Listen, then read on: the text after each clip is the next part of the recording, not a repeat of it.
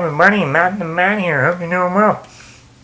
So, we're on the Alien series, getting closer to Alien Romulus.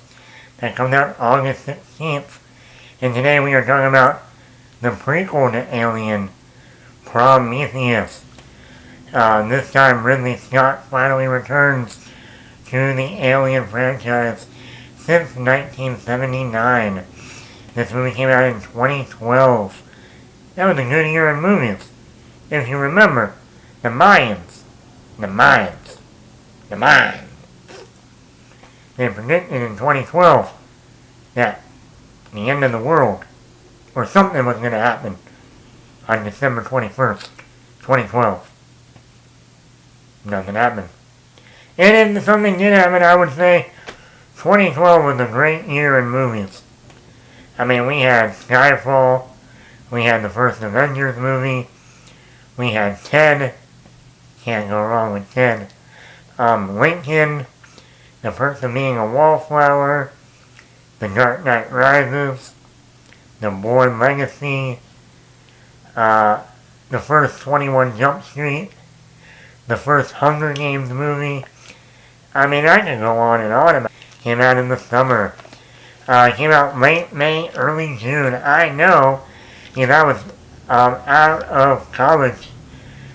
Spring quarter just ended, and I was going back that summer to finish out my final quarter of college at SCAD.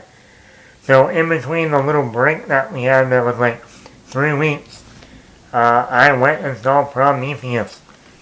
I mean, I was already an Alien fan, and I wanted to see what, it's been a long time since 1997. Just remember that, folks. When the last Alien movie came out, I was either in the end of my first grade year or at the beginning of my second grade year of elementary school. By the time Prometheus came out, and finally a new Alien movie, I was a senior in college and only had one more quarter, and then I would have graduated college. That's a long time. So I was looking forward to this movie, and I am one of those people that I really, really like this movie. I love you. I really, really love you. This is a great cast. I mean, this is the type of movie, you say the word alien movie, people come running. I mean, you got Idris Elba in here. You got Charlize Theron in here. You got Wong, who went on to be in Doctor Strange in the Marvel Cinematic Universe. You have Rafe Spall, who's been in a lot of movies.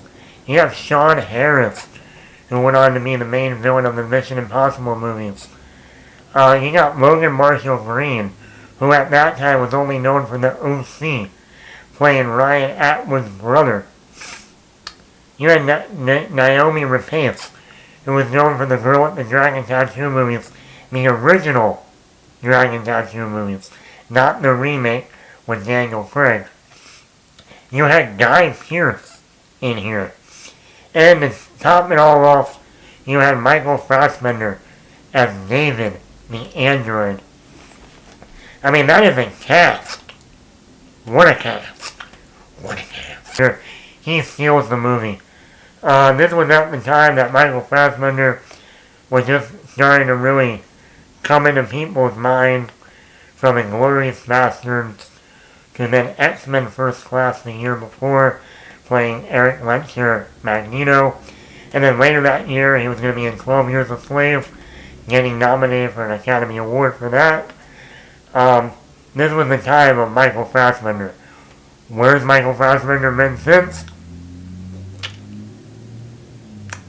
Yes, he had that movie out last year with David Fincher, The Killer. But really, other than that, what happened to David Fincher? I mean, Michael Fassbender. The Fassbender is really fast.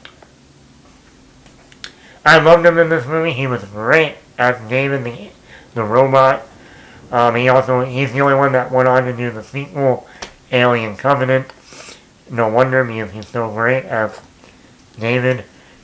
He can be charming at times, he can be serious at times, he can be kind of scary at times. He was just able to play it, and he also was a robot that thought about things like, like where do humans come from. He wanted to learn about these aliens, this gooey stuff. It was just a great role for him, especially coming right off of like an X-Men First Class. The visuals and cinematography. This is the best looking movie ever. The visuals in this movie, every shot is a master, like a piece of artwork that you just want to frame on your wall. The score for this movie is excellent throughout. It has an excellent theme.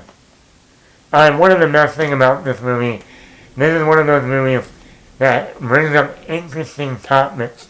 It makes you question a lot of things. Where did we come from?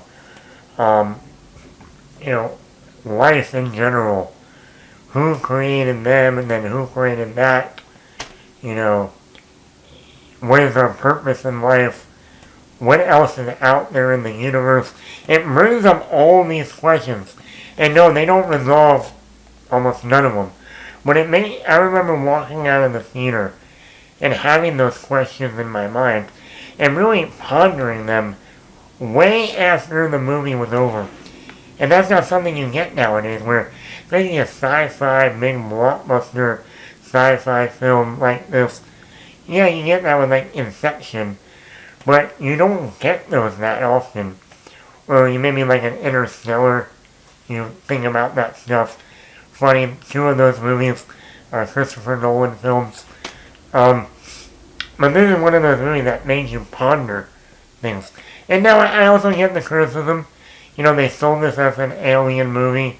We're bringing back Ridley Scott. And there's no aliens in this movie. No aliens.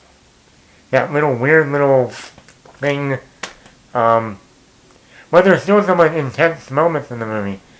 The one where Darlene Repace is cutting open her stomach. That was intense. And there's a few others, like the whole ending with the engineers. I did like how they connected the engineers. That one piece of spaceship thing that you see in the original Alien movie. And when you go back and watch that original Alien movie, you're always like, what is that? I want to know what that is. What is the space jockey? What is that? The engineer. And in this movie, they kind of delve into that, and I thought that was interesting. But yeah, like I said, it doesn't give you that alien xenomorphs that we were hoping for, and I understand that criticism. But I liked it was something different rather than aliens attacking humans. Like, I've never seen that before. But once again, I also get the criticism. You sold this as an alien movie. The trailer, I still remember the trailer, was mimicking the same, structure of the original Alien trailers. And this movie had no alien. No alien xenomorphs. No. This is like Jurassic Park. Are there dinosaurs in this dinosaur park? Hello? Are there xenomorphs in space on this planet? No? Hello? Enjoyed this movie. Because I said it was something different. I only wish that Ridley Scott got to continue what they set up in this story for the sequel. But I think this movie didn't make as much money as they wanted to, and they waited 5 years to make the sequel. The studio was like, no, people want to see xenomorphs, so put in fucking xenomorphs in the sequel. And so the sequel is kind of like a Frankenstein of stuff from Prometheus, but also bringing in the alien, the actual xenomorphs, to make everybody happy. And that's what we'll be talking about next, is Alien Covenant. But for now, let me know in the comments below, are you a fan of Prometheus? Is this one of your favorites? Or were you not a fan of this movie? Let me know in the comments below. Matt the Man here. Hit the like button, hit the subscribe button, and leave a comment.